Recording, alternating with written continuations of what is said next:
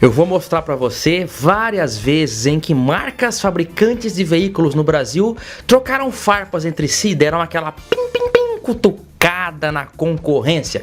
Hoje em dia isso está mais acentuado porque tem algumas regras. Até os anos 90 realmente a degladiação da concorrência nas propagandas era mais intensa. Eu vou mostrar para você no setor automobilístico, temos exemplos bem marcantes e legais.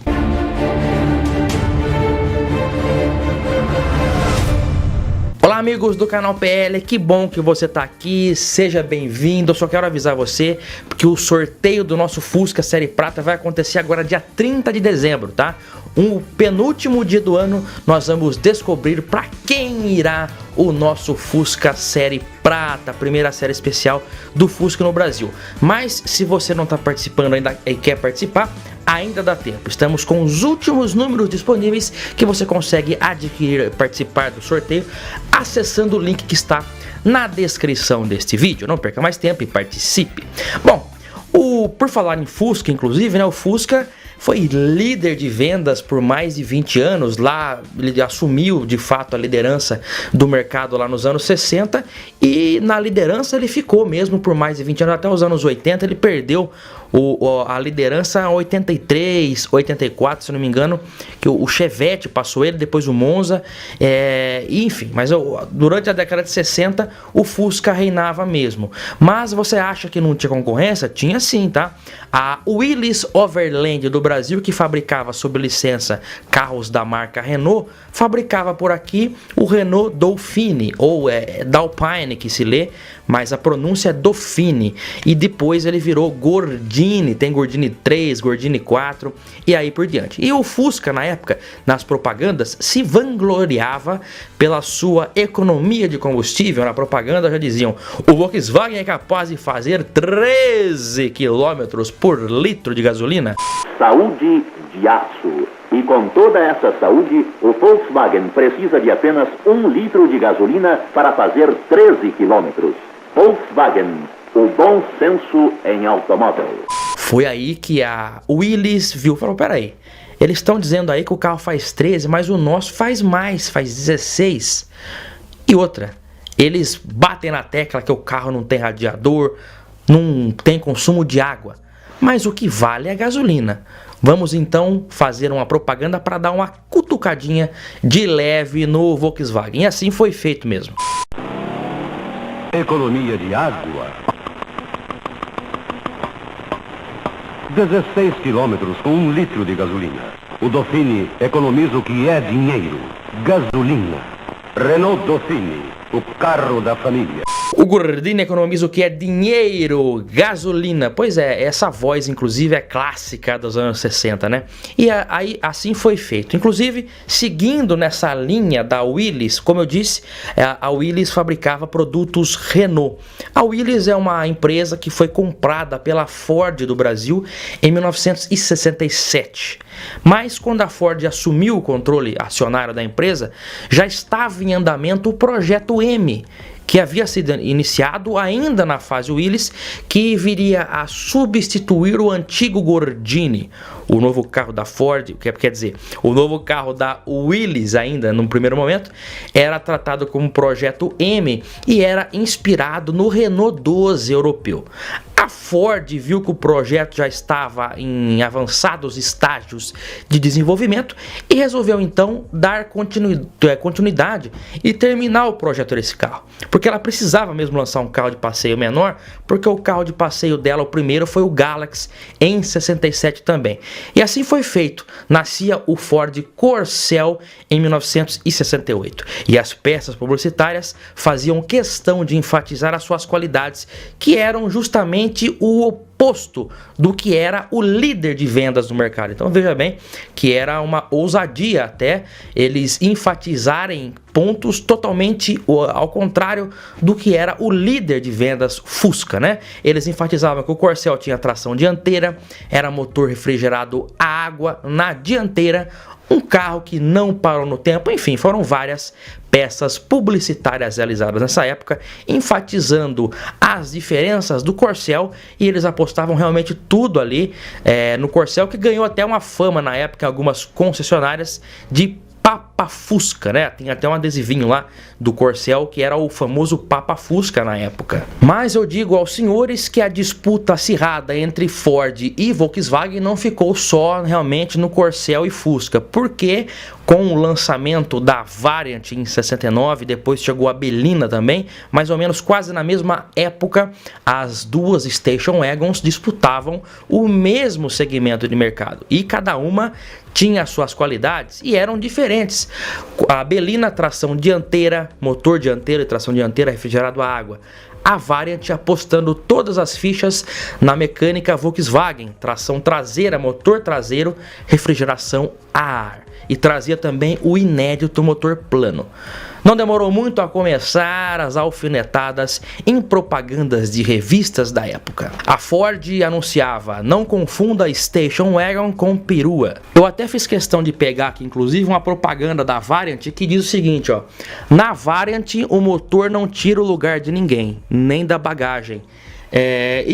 Tem uma outra propaganda da época que dizia: a Variant escondeu tão bem o motor porque dificilmente você irá precisar mexer nele. E aí a Belina, então, né, a Ford colocou lá: Corcel Belina, o carro que não tem nada a esconder. E a Volkswagen responde: você está vendo aqui uma bela comparação entre a Variant e uma perua convencional, enfatizando a vantagem dos dois porta-malas na frente e também atrás. Aliás, eu sou até suspeito para falar, porque eu nunca escondi de ninguém que sou um grande entusiasta da marca Volkswagen no Brasil, mas a Volkswagen enfrentou um dilema na época, porque durante um longo período eles se vangloriavam da mecânica refrigerada a ar, da ausência de radiador de água e toda a vantagem. Há diversas coisas que o Volkswagen não tem. Aquele comprido cano para escapamento, radiador de água, mangueiras, bombas de água, presilhas, torneirinhas, aquele pesado eixo cardan, feixe de molas, molas em espiral e água. Por que o Volkswagen não tem tudo isso? Porque ele não precisa. Com o lançamento do Passat em 1974, tudo isso caiu por terra, porque a Volkswagen, a partir daquele momento, também tinha um carro com tração dianteira, motor dianteiro, com radiador e tudo mais, né? Então, eles tiveram que reprogramar as peças publicitárias. Inclusive, a Chevrolet, no ano de 1978, lançava o novo Chevette. O Chevette sempre brigou pela faixa de público da Brasília. E apesar de serem carros diferentes, o Chevette é um sedã pequeno e a Brasília é um hatch, meio que uma semi-perua, vamos dizer assim. Mas na época eles acabavam brigando pela mesma faixa de público. E com o lançamento do Chevette 78, a Chevrolet deu realmente uma alfinetada, dizendo lá: é o Chevette, onde o motor fica do lado de fora. Chevrolet foi feito para você. É o caso do Chevette, onde o motor fica do lado de fora. Com o novo carburador também disponível, faz 15 quilômetros. Atrás, as malas. Dentro, o conforto, o silêncio, o rodar macio. A um preço surpreendentemente acessível. Tô fazendo a louvação, louvação, louvação. Tu que deve ser louvado, ser louvado, ser louvado. Quem estiver me escutando, atenção, atenção. Que me escute com cuidado.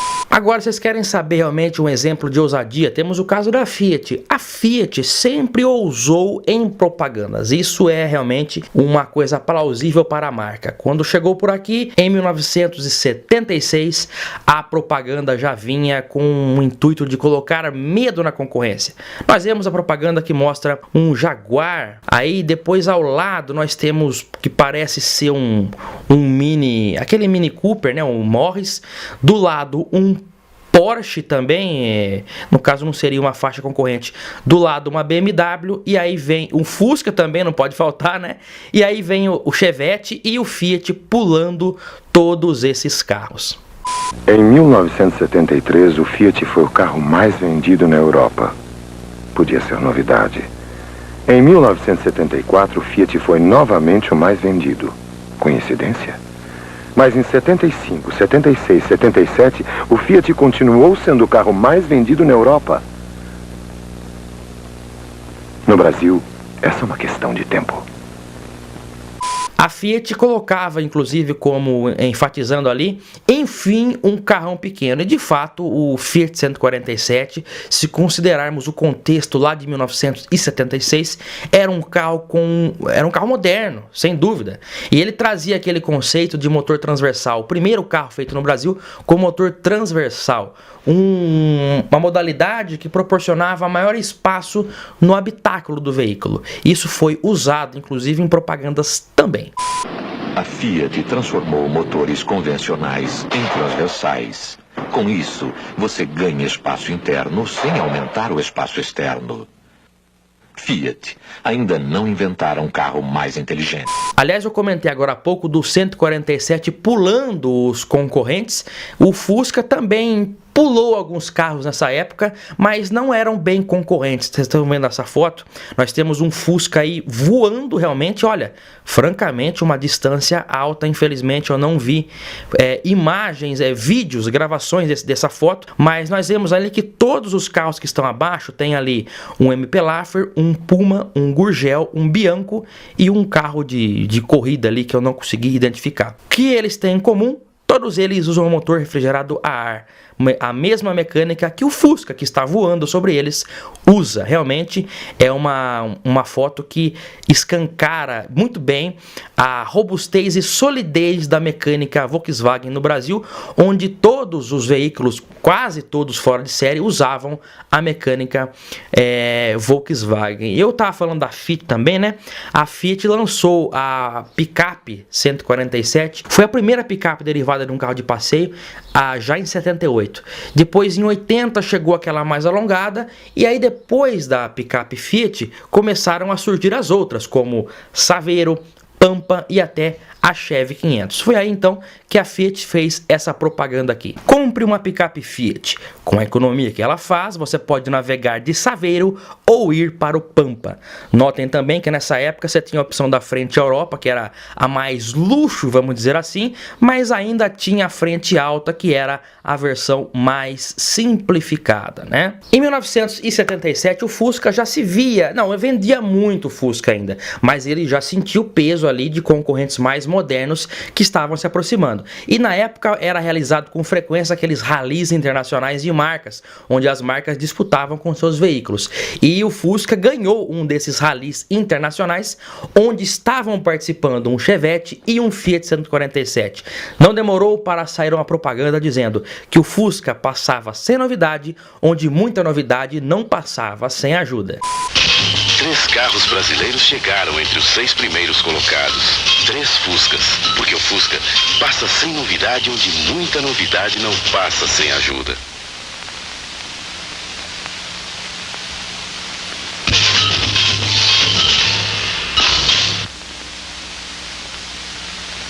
Quando você prova um carro pra valer, o Fusca vale mais.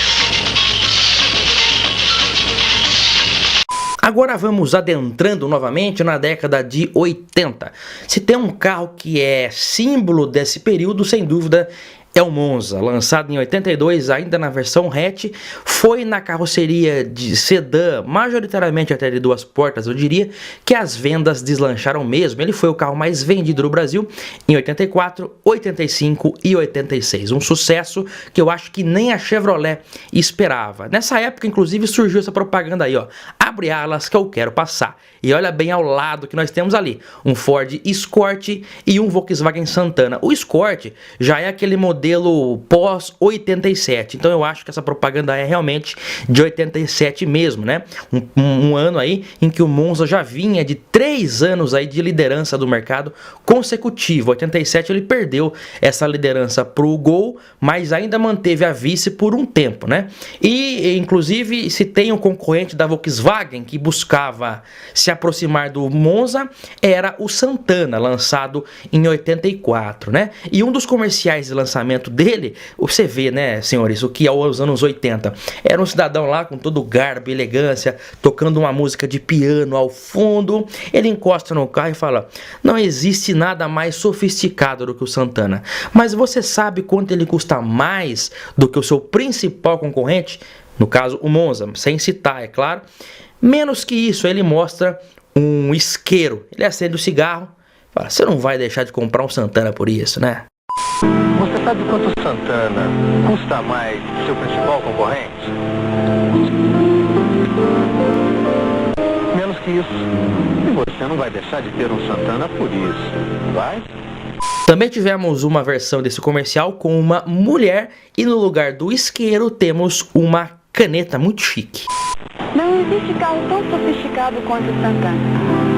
Agora, você sabe quanto ele custa mais que seu principal concorrente? Menos que isso. E você não vai deixar de ter um Santana por isso, vai? Eu acho que se tem uma campanha publicitária que mais é lembrada quando se fala em alfinetadas, é aqueles vários comerciais com o Pedro Cardoso nos anos 90, propagandas da Ford, dando uma cutucada em vários carros da concorrência, né? Ele comparou a Ranger com a S10.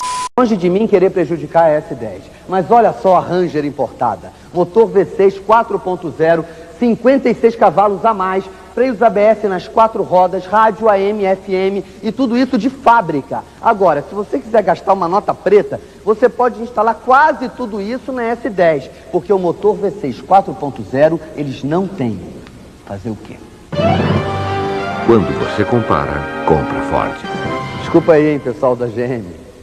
Comparou o Escort com o Cadete, com o Gol, enfim, foram várias propagandas do Pedro Cardoso que criticavam de um modo, criticavam não, mas provocavam de um modo bem sarcástico e ácido, vamos dizer assim, os carros da concorrência. O Cadete não tem esse espaço.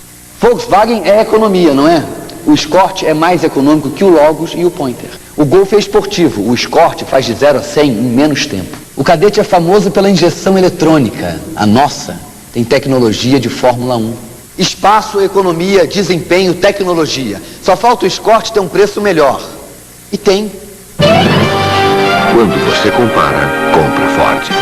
A Ford, nesse período, tinha acabado de desfazer a Autolatina. Na verdade, a Autolatina estava em curso ainda, mas estava já para se dissolver. Então eles falaram: vamos já chutar o balde mesmo. Inclusive teve uma propaganda do Fiesta nessa época com o Rogério Ceni. E o repórter chega para ele: Rogério, quando você volta pro Gol? Fala: que Gol? Que meu negócio é o Fiesta. Muito bom, cara. Quem vai bater a falta é o goleiro Rogério. Ajeita a bola com carinho. Vê a formação da barreira. Preparou. Toma a distância, bateu. Gol! E agora, Rogério? Você volta pro Gol? Gol? Eu? Meu negócio é o Fiesta. Quer um Fiesta? Visite o seu distribuidor Ford. A Volkswagen também deu uma alfinetada um pouco mais de leve já nos anos 2000 com o lançamento do Gol 1.0 16 válvulas turbo. Nessa época, a Ford tinha lançado um pouco antes a linha Supercharger do Fiesta, que era aquele compressor nos motores 1.0. E a Volkswagen usou isso para falar que os compressores eram típicos de eletrodomésticos e que só o dela era um turbo de verdade. Gol Turbo, 112 cavalos, o motor mais moderno e potente da categoria. O único com tecnologia turbo, a mesma dos aviões. Agora, ele tem um concorrente que usa um motor com compressor, o mesmo de alguns eletrodomésticos. Nada como uma boa comparação para explicar as diferenças. Gol Turbo, a partir de R$ 23.990. Com frete incluso e venda direta pela internet. Essas propagandas que dão uma alfinetada aqui, a outra ali, eu acho que é legal, fomenta a concorrência, é muito legal, porque a partir do momento que você tem uma empresa que não tem concorrência alguma, ela se acomoda. Quando a concorrência é acirrada, os produtos melhoram cada vez mais e quem ganha é o consumidor. Nos anos 80, teve também aquela famosa Guerra das Colas, que foi mais intensa nos Estados Unidos. Aqui no Brasil, isso não aconteceu com tanta intensidade. Tem até documentário sobre isso, contando lá a Guerra das Colas. Enfim, existem outros exemplos que eu irei trazer para vocês na parte 2 desse vídeo. Se você gostou da parte 1, peço que se inscreva no canal se não for inscrito e venha conosco para esse mundo fantástico de nostalgias automobilísticas. Também, se não está participando do sorteio do Fusca, que vai acontecer agora, dia 30 de dezembro, não perca mais tempo e acesse o link que está na descrição desse vídeo. Eu aguardo vocês no próximo aqui no canal PL. Um grande abraço a todos e até lá. Tchau.